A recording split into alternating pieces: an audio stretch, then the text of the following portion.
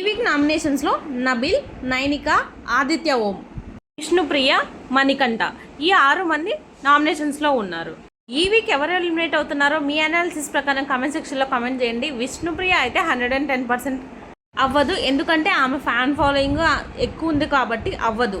ఇక వస్తే నైనిక, ఆదిత్య ఓం వీళ్ళిద్దరే డేంజర్ జోన్లో ఉన్నారు. వీళ్ళిద్దరికి ఓటింగ్స్ తక్కువగా ఉన్నాయి, ఎందుకంటే ఇప్పుడు నాగమణికంఠ గ్రాఫ్ చూస్తే డ్రాస్టిక్ చేంజ్ ఉంది.